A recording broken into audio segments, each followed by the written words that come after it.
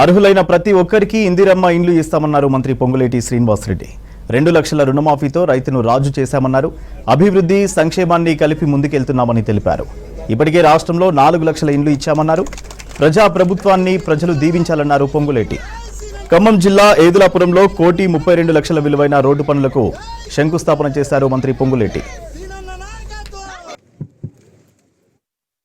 ఒక్క ఈ ప్రాంతానికి 1247 లక్షల రూపాయలతో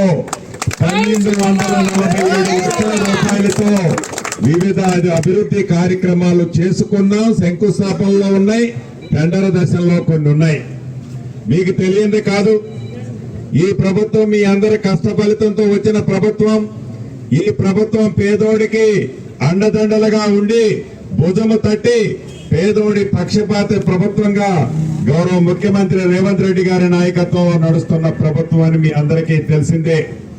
ధనిక తెలంగాణ రాష్ట్రాన్ని అప్పులు పాలు చేసిన ఆనాటి పెద్దలు అప్పులు ఉన్నాయి కదా అని చేతులు ముందు పెట్టుకొని కూర్చోకుండా ఎన్నికల ముందు ఏవైతే హామీలు ఇచ్చామో ఆచరణ సాధ్యమైన ప్రతి హామీని తూచా తప్పకుండా పేదోడి కోసం ఈనాడు ప్రభుత్వం ఇచ్చే దాంట్లో భాగమే ప్రతి పేదవాడికి 200 యూనిట్లు ఉచిత విద్యుత్ ఇచ్చే కార్యక్రమం. కానీ ఇంటికి ఆడబిడ్డలకి ఆర్టీసీ బస్సులో ఎంత దూరం ప్రయాణం చేసినా ₹1 ఛార్జీ లేకుండా, కానీ మొన్న ఉగాది నుంచి దేశంలో ఏ రాష్ట్ర ప్రభుత్వమో ఈ విధంగా పెద్దోళ్లు తినే సన్న బియ్యాన్ని పేదోళ్ళకి పంచే కార్యక్రమం కానివ్వండి.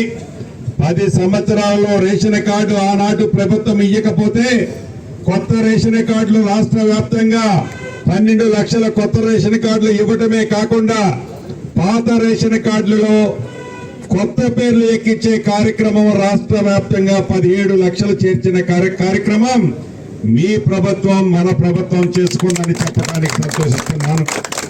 అంతేకాదు, రైతును రాజు చేస్తామని చెప్పి ప్రభుత్వం వచ్చిన మొదటి 9 నెలల్లోనే 25 లక్షల మంది రైతన్నలకి 21,000 కోట్ల రూపాయలు, 2 లక్షల రూపాయల వరకు చాలా మందికి రుణమాఫీ చేసింది కూడా మీరు ఎన్నుకున్న ప్రభుత్వం.